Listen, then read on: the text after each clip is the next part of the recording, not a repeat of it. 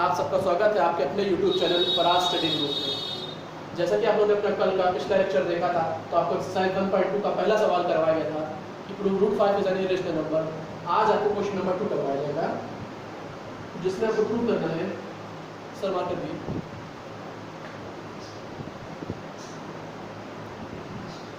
जिसमें आपको ये प्रूव करना है कि रूट 7, ठीक है। कल आपको रूट 5 करवाया गया था, आज आपको रूट 7 करवाया। कल का जो क्वेश्चन आपको रूट 5 करवाया गया था, अगर सेम मेथड पे हो, क्योंकि वो भी कॉर्ड नंबर है 5, 7 भी कॉर्ड नंबर है, ठीक है। बेसिकली आपको करना इतना है कि अब ये नहीं प्रूव करें कि वो इरेशनल नंबर है, ये प्रूव करें कि वो एक रेशनल नंबर है, ठीक है। अगर चीज़ पूरी प्रूव हो जाती है तो बात ही अलग है, लेकिन अगर नहीं प्रूव होती कि वो रेशनल नंबर है, तो अगर कोई नंबर रेशनल नहीं होगा तो उसके बाद सिर्फ दूसरी ही चॉइस है कि वो इरेशनल होगा, ठीक है।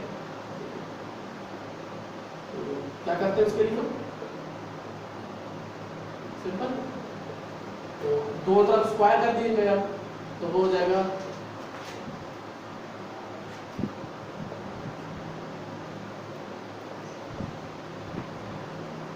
ठीक है। अब देखिए, if 7 divides 2 square it will divide t square and also if it divides p square it will divide p because p is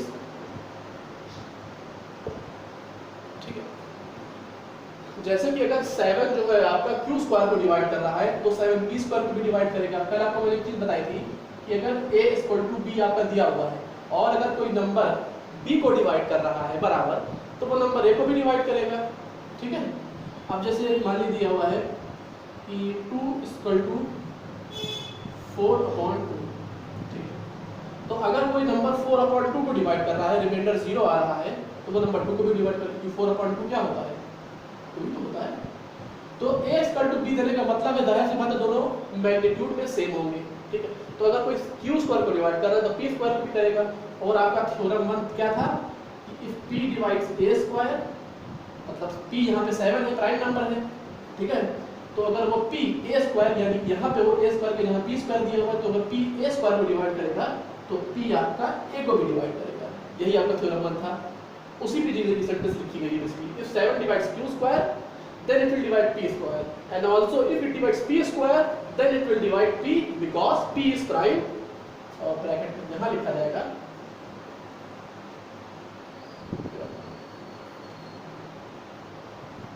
ठीक है। इतना आगे समझ में गया, ठीक है। अब देखिए, अब यहां पर लेंगे कि p =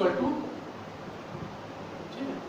अब यही ये स्टेप सेम रहेगा, लेकिन क्या बदलेगा, जैसे पिछले वाले क्वेश्चन हमने यहां क्या माना था, p = 5 है, यहां पर मानेंगे p = 2, ठीक है। सेम चीज यहां पे करेंगे, वहां पे हम लोग स्क्वायर करते हैं, यहां भी स्क्वायर करेंगे, ठीक है। अब देखिए, आपके पास p स्क्वायर को लेकर के दो इक्वेशन आ गए। ये इक्वेशन नंबर 1 मान लीजिए, ये इक्वेशन नंबर 2 मान लीजिए। दो इक्वेशन आपके पास है जिनमें पहले वाले में p स्क्वायर की वैल्यू 7q स्क्वायर आ रही है और दूसरा वाला हम लेकर के p स्क्वायर की वैल्यू 49n स्क्वायर आ रही है, ठीक है। अब देखिए, अब दोनों का इक्विवेलेंट कर दीजिए, तो 7q स्क्वायर बराबर 49n स्क्वायर, ठीक है। वो हो जाएगा q स्क्वायर बराबर 7n स्क्वायर, ठीक है। चलिए ये चीज बराबर हो जाएगी q = √7n स्क्वायर, ठीक है। और वहां क्या आता, p = √7q स्क्वायर, q यहां पे आ रहा है p = √7, यहाँ आएगा p = √7q और यहाँ आएगा q = √7m। आप देखिए दोनों इक्वेशंस में क्या आ रहा है, √7 के अलावा कोई है इसका फैक्टर नहीं आ रहा √7 के अलावा।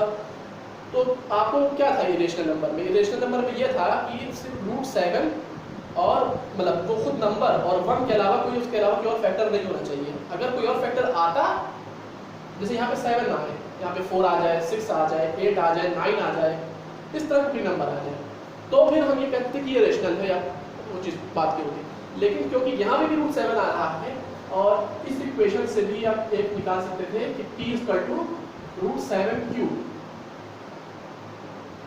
यहाँ से लिख सकते थे कि P = √7Q और यहाँ क्या है Q = √7F, यानी दोनों केस में सिर्फ √7 इनका कॉमन फैक्टर आ रहा है। इस वजह से we can say that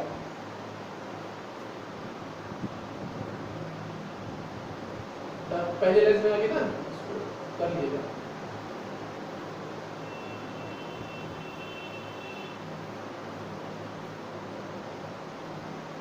as P and Q have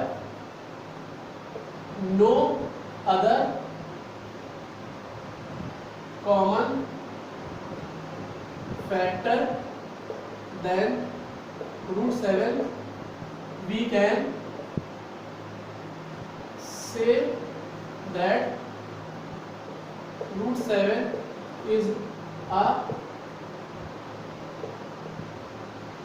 irrational number. ठीक है, ये आपका सवाल था कि पहले हम प्रूफ कर रहे हैं P = 7 की उसका, और दोबारा हम लोग मान लेंगे कि P = 7 है। तो पहले में क्या आ रहा है P = √7Q और दूसरे में क्या आ रहा है Q = √7F। दोनों केस में ये देख रहे हैं कि P हो या Q, दोनों केस में एक कॉमन फैक्टर आ रहा है, वो है √7। उसके अलावा कोई दूसरा कॉमन फैक्टर 1 तो सबका होता है, तो 1 तो लेंगे नहीं, √7 के अलावा कोई दूसरा कॉमन फैक्टर नहीं आ रहा है। इस वजह से क्योंकि √7 के अलावा कोई दूसरा कॉमन फैक्टर नहीं है, we will say that it is not a rational number and it is a irrational number. ये इसका प्रूफ होता है कि किसी कैसे किसी ऑड नंबर को हम प्रूव करते हैं 1 3 5 7 9 आगे चल के कि वो कैसे इररेशनल नंबर प्रूफ होते हैं। ठीक है, ये बेसिकली आपका क्वेश्चन था। ठीक है, तो अब दो क्वेश्चन आपको ऑड नंबर के करवाए थे √5 और √7। अब अगला क्वेश्चन जो आपका क्वेश्चन नंबर 3 है √6, वो आपको इवन मेथड से करवाया जाएगा। उसमें कोई फर्क नहीं, इसमें फर्क आएगा आपका तो पहला स्टेप जो लिखा जाता है उसके बाद छोटा सा, बाकी सब उसमें से।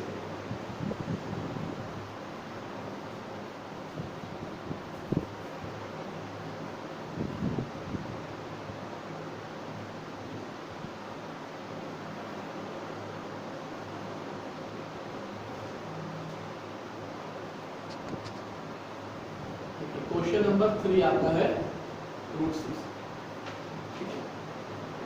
अभी तक आपको दो क्वेश्चन करवाए गए थे, वो दोनों ऑड नंबर के थे, एक था √5, एक था √7।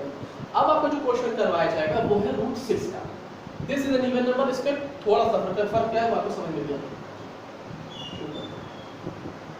यहाँ भी हम बाकी सब सेंस अप्लाई करेंगे। √6 को मानेंगे वो P/Q है, तो फिर उसको स्क्वायर कर देंगे, फिर ये हो जाएगा P² = 6Q²। अब इस स्टेप पे थोड़ा सा बताएगा, वो क्या है ये।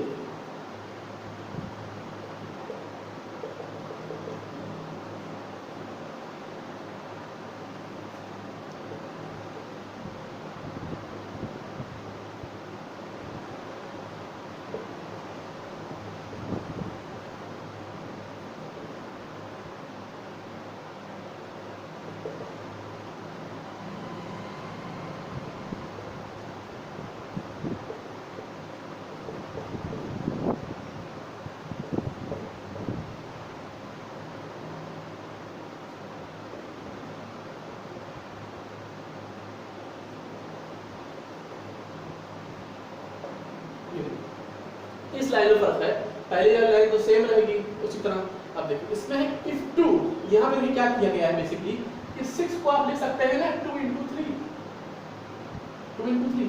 आपको करना ये है इसमें, क्योंकि 6 एक प्राइम नंबर तो होता नहीं है। अब उसमें आप क्या करिएगा, चलिए भैया 5 और 7 तो प्राइम होता है, उसमें तो आसानी से डिवाइड कर दिया। यहाँ पे हम करेंगे उस कंपोजिट मतलब उसके कंपोजिट नंबर को, उसको हम दो भागों में तोड़ देंगे। एक नंबर एटलीस्ट प्राइम होना चाहिए, दूसरा हो या ना हो वो मैटर नहीं करता। अब जैसे मान लो 16 आ जाता, 16 आ जाता, तब क्या करते हैं 2 × 8, सिंपल, ठीक है। आपको करना है 2 के मल्टीपल में ही उसको, कोई सी और मल्टीपल में 4 के मल्टीपल में भी कर सकते हैं, आपको 2 के मल्टीपल में इसको डिवाइड करना है, ठीक है। अब क्योंकि 2 तो प्राइम होता है, तो देखिए if 2 divides 6q square it will divide p square because 2 is prime, therefore 2 will also divide p, theorem 1, ठीक है।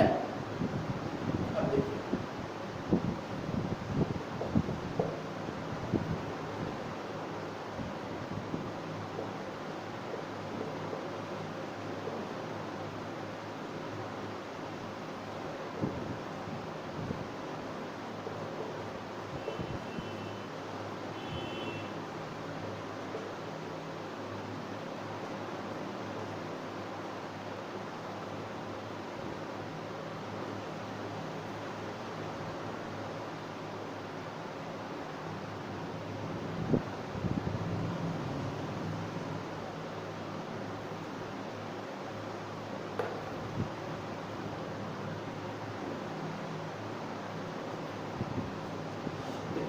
इतना लिख दिया, p स्क्वायर को p मानेंगे 2k होता है, p स्क्वायर 4k स्क्वायर हो जाएगा। जैसे पहले वाले में कर रहे थे कि हम p स्क्वायर की दोनों वैल्यूज को इक्वेट कर रहे थे, वो हमने यहाँ कर दिया। अब आप क्या लिखिएगा, देखिए जैसे आपने ये लाइन लिखी ना 2 डिवाइड 6q स्क्वायर, अगर q 6q स्क्वायर को डिवाइड कर रहा था तो वो p स्क्वायर को भी करेगा, दिस इज प्रूव्ड। लेकिन क्योंकि 6q स्क्वायर को डिवाइड कर ही रहा है और 6q स्क्वायर p स्क्वायर के अलावा 4k स्क्वायर के भी बराबर है, जैसे a b के बराबर है, b c के बराबर है, तो वो हम ये तो लिख ही सकते हैं ना कि a c के बराबर है, ये तो एकदम सही चीज है। अगर a b के बराबर है, b c के बराबर है, तो we can say that a equal to c। वही काम हमने यहाँ किया है कि अगर p स्क्वायर 6q के बराबर था और p स्क्वायर 4k स्क्वायर के बराबर था, तो 6q स्क्वायर 4k स्क्वायर के बराबर था, तो जो रूल डिविजिबिलिटी का इस पर लगेगा वही रूल इस पर लगेगा। सेम चीज, same line will be repeated. If 2 divides 6q square it will also divide 4k square। अगर वो 6q स्क्वायर को डिवाइड कर रहा है तो वो 4k स्क्वायर को भी डिवाइड कर रहा है, तो अगर वो 4k स्क्वायर को भी डिवाइड कर रहा है तो वो किसको डिवाइड करेगा, k स्क्वायर को भी। और अगर k स्क्वायर को कर रहा है तो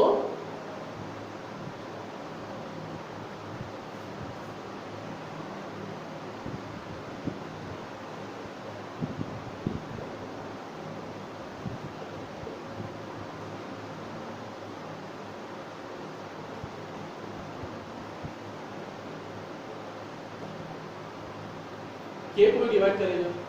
जैसे ऊपर ले आए थे वही चीज आप नीचे ले आए, ठीक है।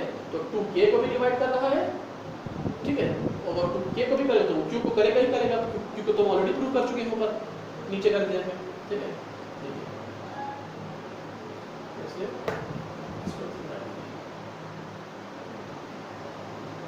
जो rule a equal to b पे लगेगा, क्या वो rule a square equal to b square पे लगेगा कि नहीं लगेगा, बिल्कुल लगेगा। तो अगर कोई नंबर b स्क्वायर को डिवाइड कर रहा है तो वो नंबर a स्क्वायर को भी करेगा, तो कोई नंबर k स्क्वायर को डिवाइड कर रहा है तो वो नंबर q स्क्वायर को भी करेगा। तो अगर कोई नंबर k को डिवाइड कर रहा है तो वो नंबर q को भी डिवाइड करेगा।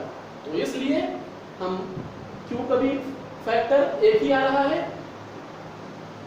2, और उसका भी फैक्टर एक ही आया था 2।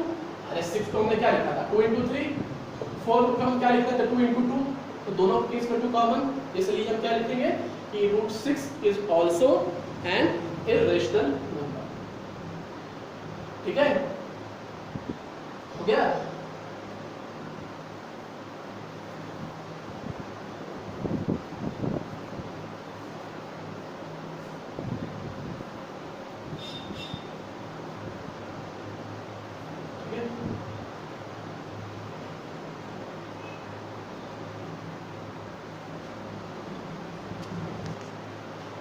तो ये आपका 2 क्वेश्चन थे, क्वेश्चन नंबर 2 और 3। अब आपका जो क्वेश्चन नंबर 4 से शुरू होगा उसमें पैटर्न थोड़ा सा बदलेगा। पैटर्न उसमें ये आएगा, अभी तक आप सीधे सीधे नंबर कर रहे थे 2 3 4 5 6 7, अब इस तरह से फ्रैक्शन आ जाएगी और आगे के मेथड, ठीक है। तो वो आपको आने वाले क्लासेस में उसको करवाया जाएगा। ठीक है, उम्मीद करता हूँ कि आपको ये आज का क्लास पसंद आया होगा, आज का लेक्चर। अभी तक अपने चैनल को मैं सब्सक्राइब नहीं किया तो सब्सक्राइब करके बेल आइकन को दबा दीजिए ताकि आने वाले वीडियोस की नोटिफिकेशन आपको मिलते रहे। और अगर आपको ये वीडियो अच्छा लगे तो उसको ज़्यादा ज़्यादा शेयर करिए, लाइक करिए, और पसंद आए तो उस पर कमेंट जरूर करिएगा। Good afternoon, thank you.